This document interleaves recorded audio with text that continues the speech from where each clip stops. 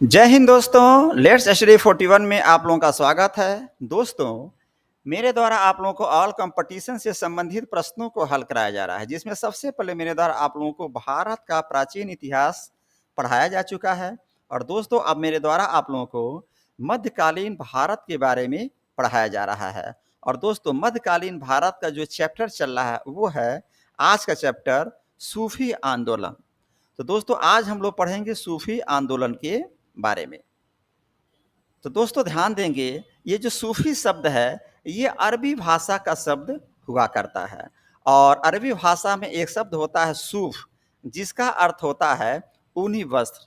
यानी कि सूफ का अर्थ होता है ऊनी वस्त्र, और इसी सूफ शब्द से सूफी शब्द बना हुआ है। और दोस्तों, सूफी आंदोलन की शुरुआत सबसे पहले इराक से हुई थी। और ये भी ध्यान देंगे, इराक में एक स्थान होता था बसरा, यानी बसरा नामक स्थान है जो कि इराक में पड़ता है। यहीं से सूफी आंदोलन की शुरुआत हुई थी। तो दोस्तों, मैंने आपको बताया कि एक अरबी शब्द है जो है सूफ, जिसका अर्थ होता है ऊनी वस्त्र। और इसी सूफ शब्द से दोस्तों सूफी शब्द बना हुआ है। और सूफी आंदोलन की शुरुआत बसरा नामक स्थान से, जो कि इराक में पड़ता है, यहाँ से हुई थी। और एक बात और ध्यान देंगे, जो सूफी आंदोलनकारी हुआ करते थे वे ऊनी वस्त्र पहनते थे, यानी कि वे ऊनी वस्त्र पहना करते थे। अब दोस्तों आप कहेंगे कि सर, अगर सूफी आंदोलन की शुरुआत अरब से हुई, यानी कि इराक से हुई, इराक के बसरा नामक स्थान से हुई, तो भारत में कैसे आया? तो ध्यान दीजिएगा, भारत में प्रथम सूफी संत शेख अली हुजविरी हुआ करते थे। सबसे पहले जो भारत में सूफी संत हुए उनका नाम था शेख अली हुजविरी। और ये भारत कैसे आए? तो ये भी आप लोग ध्यान देंगे, भारत में शेख अली हुजविरी महमूद गजनवी के साथ आए थे। ध्यान दीजिएगा, शेख अली हुजविरी भारत में महमूद गजनवी के साथ आए थे। तो आप ध्यान देंगे, भारत में प्रथम सूफी संत शेख अली हुजविरी हुए। और दोस्तों, ये महमूद गजनवी के साथ भारत में आए थे। और मैं आप लोगों को महमूद गजनवी के बारे में पढ़ाया था पिछले क्लासों में कि महमूद गजनवी भारत पर 17 बार आक्रमण किया था और भारत का प्रथम सुल्तान महमूद गजनवी बना था। और दोस्तों, महमूद गजनवी भारत पर धन प्राप्ति के लिए, यानी धन दौलत लूटने के लिए और इस्लाम का प्रचार प्रसार करने के लिए आया था। और इसी महमूद गजनवी के साथ शेख अली हुजविरी भारत आए और सूफी आंदोलन का शुरुआत कर दिया। अब इसके बाद आता है कि सबसे पहले शेख अली हुजविरी भारत आकर के सूफी आंदोलन की शुरुआत करते हैं। और दोस्तों, ये भी तो बता दीजिए कि प्रथम महिला सूफी संत कौन थी? तो प्रथम महिला जो सूफी संत हुआ करती थी उसका नाम था राबिया। प्रथम महिला सूफी संत राबिया हुआ करती थी। और दोस्तों, ये भी बसरा नामक स्थान से ही ताल्लुक रखती थी, जो कि इराक में पड़ता है। तो दोस्तों, मैंने अभी आप लोगों को बताया कि एक शब्द होता है सूफ, जिसका अर्थ होता है ऊनी वस्त्र। और दोस्तों, यह सूफ शब्द, इसी सूफ शब्द से सूफी शब्द बना है, जो कि अरबी शब्द है। और सूफी आंदोलन की शुरुआत बसरा नामक स्थान से हुआ था, जो कि इराक में पड़ता है। और भारत में प्रथम सूफी संत शेख अली हुजविरी हुआ करते थे, जो कि महमूद गजनवी के साथ भारत आए थे। और प्रथम महिला सूफी संत राबिया बनी थी। फिर आगे देखेंगे दोस्तों, आप लोगों को कुछ शब्द दिखाई दे रहे होंगे, जो कुछ शब्दावली हैं, इसके बारे में देखते हैं। तो दोस्तों, गुरु को पीर कहा जाता था। आप लोग इस शब्द को सुने होंगे, गुरु भी और पीर भी। तो दोस्तों, हिंदू धर्म में गुरु कहा जाता है, लेकिन यहाँ पर पीर कहा जा रहा है। उसी तरह से शिष्य, हिंदी धर्म में शिष्य कहा जाता है, लेकिन यहाँ पर मुरीद कहा जा रहा है। इसी प्रकार मसीहा को महदी कहा जाता था। और समा, ध्यान देंगे आप लोग, संगीत गोष्ठी या सूफी समारोह जहाँ होता था उसको कहते थे समा।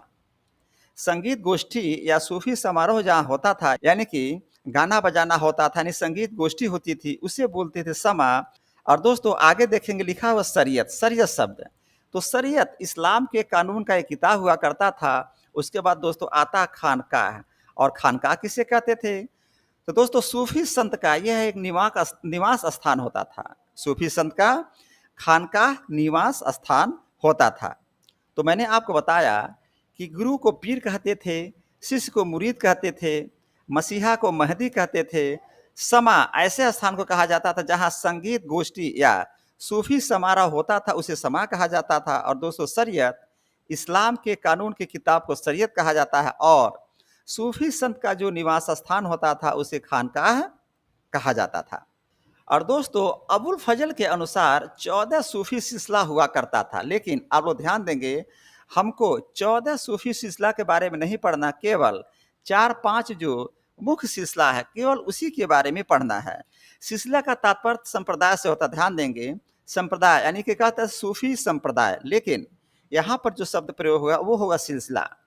तो दोस्तों जो अबुल फजल थे उनके अनुसार 14 सूफी सिलसिला हुआ करता था और हम लोगों को केवल 4-5 के ही बारे में पढ़ना है जो मुख्य है, सारे सूफी सिलसिला के बारे में नहीं पढ़ना है। तो आगे देखेंगे, आप लोग देख रहे होंगे सूफी संत का विभाजन या कि जो सूफी सिलसिला था आगे चल करके कई भागों में बट गया, अपना अपना अलग अलग विचार हुआ और अपने अपने विचार के अनुसार ये कई भागों में बट गया। तो सबसे पहले आप देखेंगे जो सूफी संत थे ये 2 भागों में बट गए थे। पहला था बासरा और दूसरा था बेसरा। बहुत गौर से आप लोग समझेंगे, पहला था बासरा और दूसरा था बेसरा। तो दोस्तों बासरा का मतलब होता है इस्लामी कानून का समर्थन करने वाला, यानी जो इस्लामी कानून का समर्थन करते थे उन्हें बोलते थे बासरा, लेकिन जो इस्लामी कानून का समर्थन नहीं करते थे उनको उनको बोलते थे बेसरा। तो दोस्तों सूफी संत 2 भागों में बट गए, पहला बासरा, दूसरा बेसरा।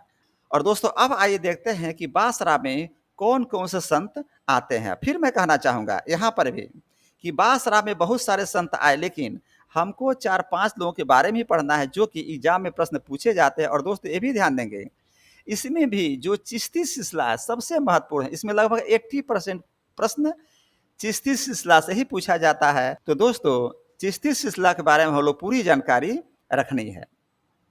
तो मैं आपको बताऊं बासरा में सबसे पहले आता है चिश्ती सिलसिला और इसके संस्थापक हुआ करते थे ख्वाजा मोइनुद्दीन चिश्ती। उसके बाद आया नक्शबंदी सिलसिला और दोस्तों इसके जो संस्थापक थे उनका नाम था ख्वाजा बहाउद्दीन। और उसके बाद आता है सोहराबवर्दी सिलसिला और दोस्तों इसके जो संस्थापक थे उनका नाम था शहाबुद्दीन सोहराबवर्दी। और दोस्तों कादिर सिलसिला आता है, इसके संस्थापक का नाम है शेख अब्दुल कादरी जिलानी। तो सबसे पहले हम लोग पढ़ेंगे चिश्ती सिलसिला के बारे में। और आपको बताऊं दोस्तों ये जो चिश्ती सिलसिला हुआ करता था ये संगीत का समर्थन करते थे, ध्यान देंगे जैसे नाच गाना बजाना इसका ये समर्थन करते।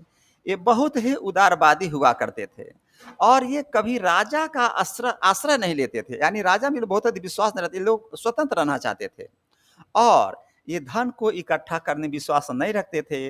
और दोस्तों ये बहुत ही सात्विक जीवन जीते थे, कौन?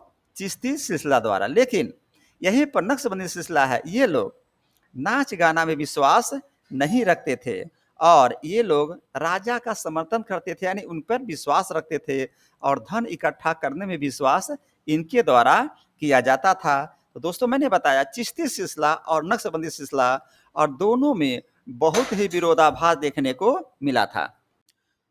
तो दोस्तों अब आइए हम लोग चिश्ती सिलसिला के बारे में पढ़ते हैं और इस चैप्टर का यानी सूफी आंदोलन में जो सबसे महत्वपूर्ण सिलसिला था वो था चिश्ती सिलसिला।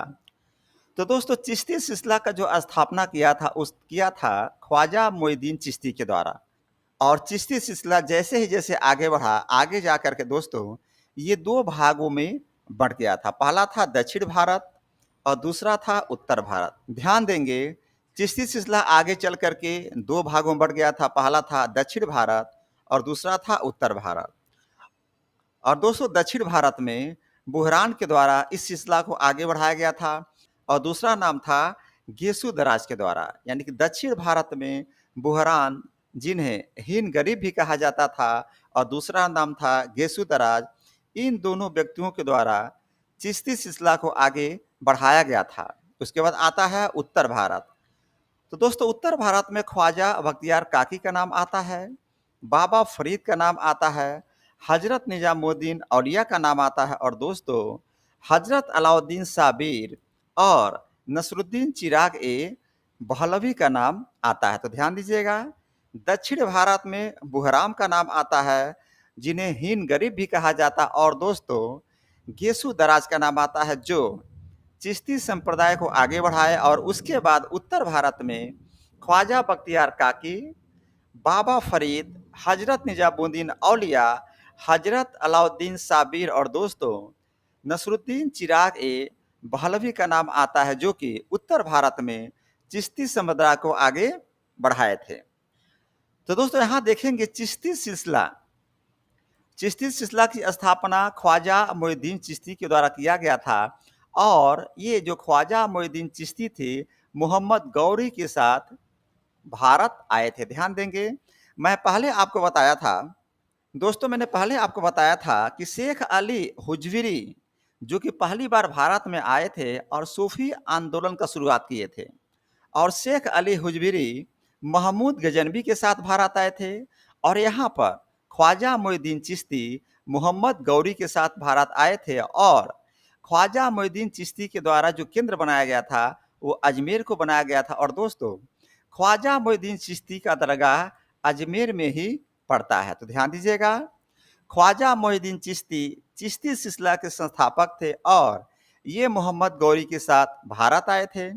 इनके द्वारा केंद्र अजमेर को बनाया गया था और ख्वाजा मोइनुद्दीन चिश्ती का जो दरगाह है अजमेर में ही पड़ता है। और एक बात और ध्यान देंगे, मोहम्मद गौरी के बारे में इसके पहले पढ़ाया था आप लोगों को कि मोहम्मद गौरी 1175 ईस्वी में भारत आया और 1192 ईस्वी में मोहम्मद गौरी ने पृथ्वीराज तृतीय के साथ तराइन का युद्ध लड़ा था और इसमें मोहम्मद गौरी जीत गया था। और 1192 ईस्वी में ही मोहम्मद गौरी के साथ ख्वाजा मोइनुद्दीन चिश्ती भारत आए थे।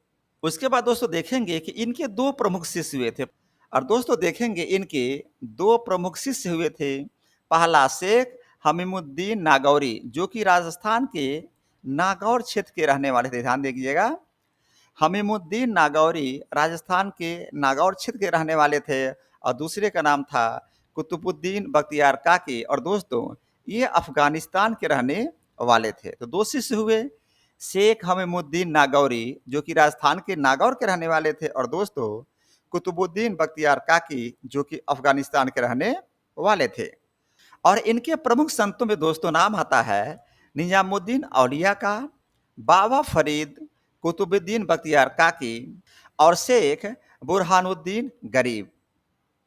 तो दोस्तों इनके प्रमुख संतों में निजामुद्दीन औलिया, बाबा फरीद, कुतुबुद्दीन बख्तियार काकी और शेख बुरहानुद्दीन गरीब का नाम आता है। और एक बात और ध्यान देंगे, कुतुबुद्दीन बख्तियार काकी के नाम पर ही कुतुब मीनार का नाम पड़ा हुआ था। मैं पहले ही बताया था आप लोगों को, इसके बारे में कई बार बता चुका हूँ कि कुतुबुद्दीन बख्तियार काकी के नाम पर ही कुतुब मीनार का नाम पड़ा था। और दोस्तों कुतुबुद्दीन बख्तियार काकी के शिष्य बाबा फरीद हुआ करते थे, बाबा फरीद के शिष्य हजरत निजामुद्दीन औलिया हुआ करते थे, और दोस्तों हजरत निजामुद्दीन औलिया के शिष्य अमीर खुसरो हुआ करते थे। तो ध्यान देंगे, ये सारी बातें आप लोग याद कर लेंगे। बहुत ही महत्वपूर्ण ये प्रश्न बनेगा यहाँ पे कि निजामुद्दीन औलिया, बाबा फरीद, कुतुबुद्दीन बख्तियार काकी, शेख बुरहानुद्दीन गरीब प्रमुख संत हुआ करते थे और कुतुबुद्दीन बख्तियार काकी के नाम पर ही कुतुब मीनार का नाम रखा गया था। और दोस्तों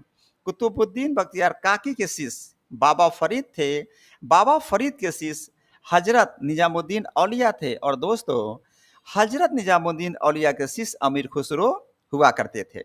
और आगे देखेंगे, बाबा फरीद की रचनाओं को गुरु ग्रंथ साहब में शामिल किया गया। ये बहुत ही महत्वपूर्ण प्रश्न है।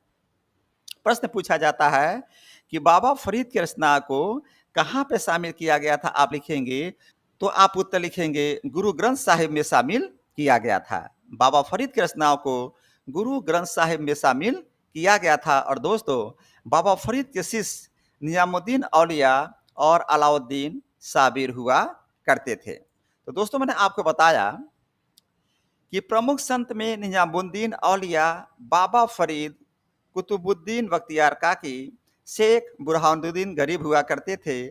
कुतुबुद्दीन बख्तियार काकी के नाम पर ही कुतुब मीनार का नाम रखा गया था और कुतुबुद्दीन बख्तियार काकी के शिष्य बाबा फरीद थे, बाबा फरीद के शिष्य हजरत निजामुद्दीन औलिया थे और हजरत निजामुद्दीन औलिया के शिष्य अमीर खुसरो हुआ करते थे। और ध्यान देंगे, बाबा फरीद की रचनाओं को गुरु ग्रंथ साहिब में शामिल किया गया था ये बहुत बड़ी बात है और ये बहुत ही महत्वपूर्ण प्रश्न यहाँ से बनता है। फिर मैंने आपको बताया बाबा फरीद के शिष्य निजामुद्दीन औलिया और अलाउद्दीन साबिर हुआ करते थे। अब दोस्तों देखेंगे निजामुद्दीन औलिया के बारे में, चूंकि इसमें से प्रश्न बनता है निजामुद्दीन औलिया से। निजामुद्दीन औलिया का जन्म 1236 ईस्वी में हुआ था और कहाँ पर हुआ था दोस्तों? बदायूं में हुआ था। तो प्रश्न बनता है निजामुद्दीन औलिया का जन्म कहाँ पे हुआ था? उत्तर लिखेंगे बदायूं में हुआ था। और एक प्रश्न यहाँ पर और बनेगा, निजामुद्दीन औलिया का जन्म कब हुआ था? उत्तर लिखेंगे 1236 ईस्वी में निजामुद्दीन औलिया का जन्म हुआ था। आगे देखेंगे इनके द्वारा यानी इन्होंने यानी कि कौन? निजामुद्दीन औलिया ने 7 सुल्तानों को देखा था अपने काल में। मैं पीछे पढ़ा चुका हूं कि निजामुद्दीन औलिया के द्वारा दोस्तों अपने काल में 7 सुल्तानों को इन्होंने देखा था और शिष्य में शेख सलीम चिश्ती हुआ करते थे और अमीर खुसरो और अमीर हसन हुआ करते थे निजामुद्दीन औलिया के शिष्य।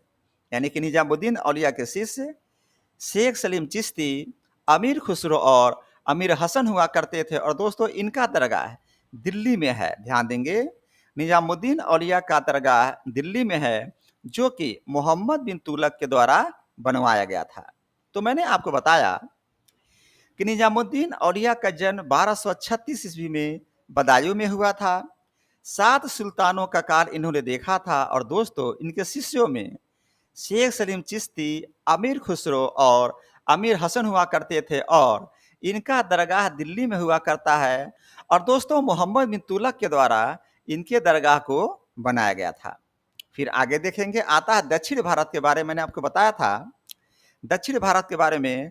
तो दक्षिण भारत में सूफी मत का शुरुआत शेख बुरहानुद्दीन गरीब के द्वारा किया गया था और दौलताबाद में इनके द्वारा केंद्र बनाया गया था। ध्यान दीजिएगा यहाँ से बहुत अधिक प्रश्न नहीं बनते हैं दक्षिण भारत से, लेकिन ये महत्वपूर्ण प्रश्न है।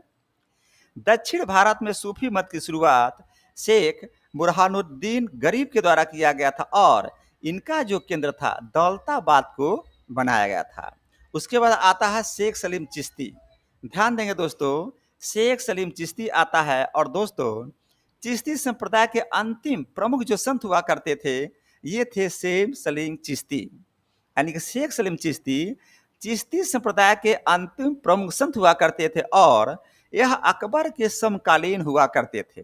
और दोस्तों फतेहपुर सीकरी में इनका दरगाह है और दोस्तों शेख सलीम चिश्ती का जो केंद्र हुआ करता था वो था फतेहपुर सीकरी में।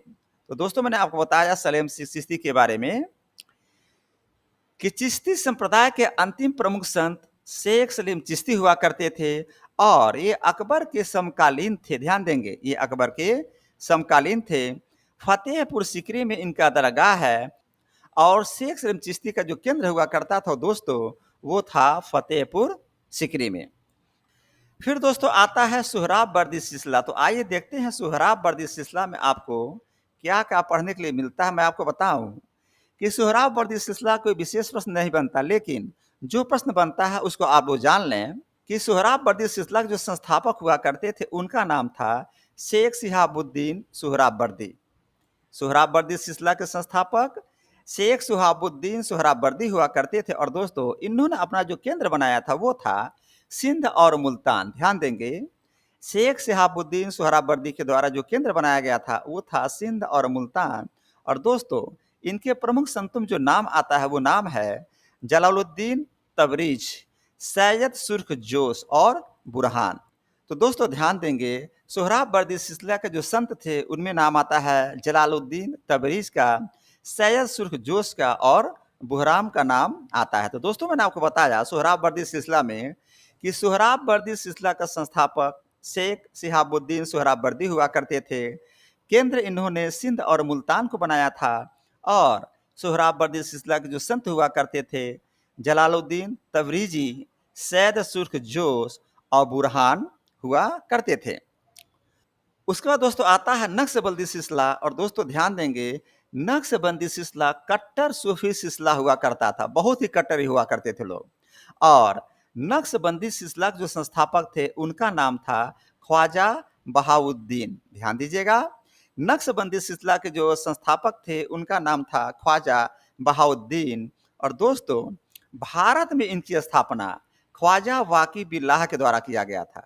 प्रश्न पर आप लोग ध्यान देंगे कि नक्शबंदी जो सिलसिला था, इसके संस्थापक ख्वाजा बहाउद्दीन हुआ करते थे, लेकिन भारत में इसकी स्थापना यानी कि भारत में नक्शबंदी सिलसिला की स्थापना ख्वाजा बाकी बिल्लाह के द्वारा किया गया था। और दोस्तों, ये संगीत का विरोध करते थे लोग, यानी कि संगीत गाने बजाने का ये लोग विरोध करते थे, यानी कि संगीत का विरोध करते थे।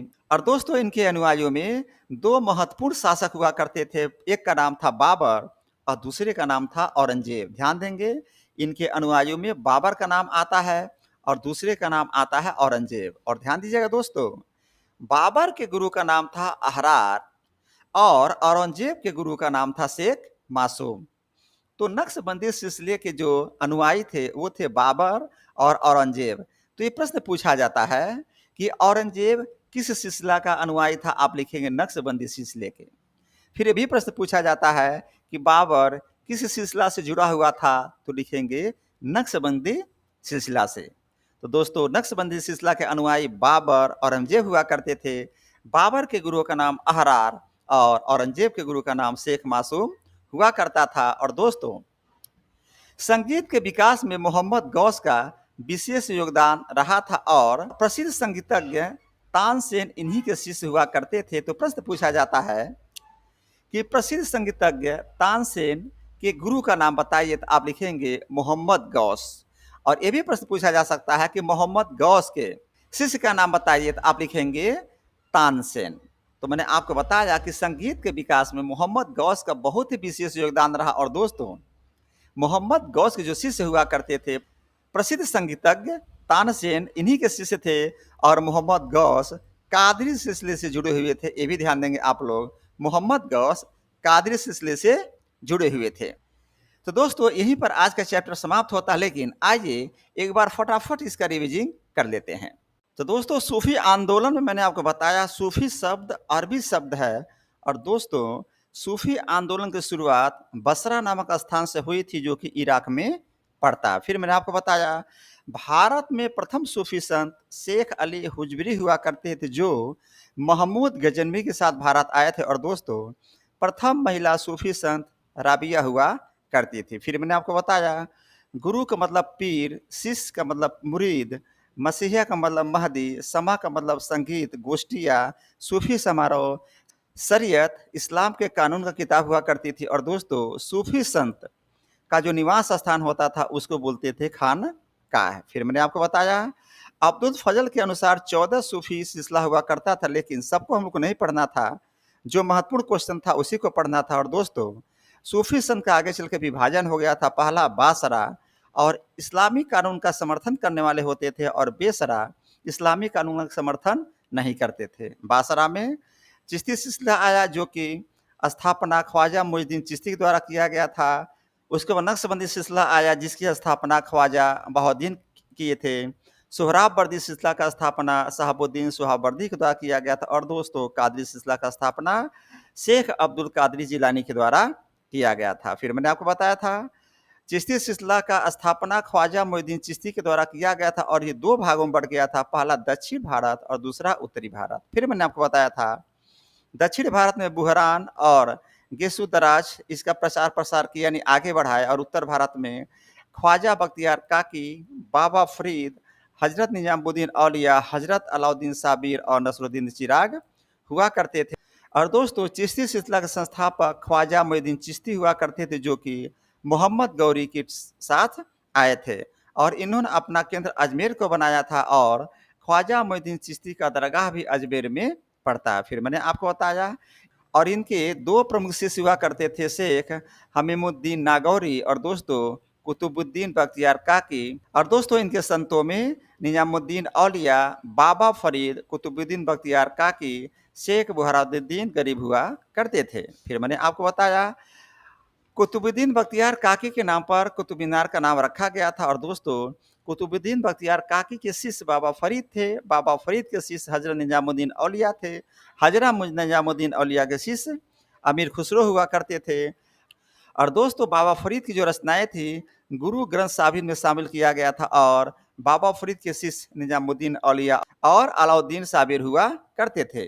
फिर मैंने आपको बताया निजामुद्दीन औलिया का जन्म 1236 ईस्वी में बदायूं में हुआ था और दोस्तों इन्होंने 7 सुल्तानों का काल देखा था और इनके शिष्य में शेख सलीम चिश्ती, अमीर खुसरो, अमीर हसन हुआ करते थे और दोस्तों इनका दरगाह दिल्ली में है और मोहम्मद बिन तुगलक के द्वारा बनवाया गया था। फिर मैंने आपको बताया दक्षिण भारत के बारे में।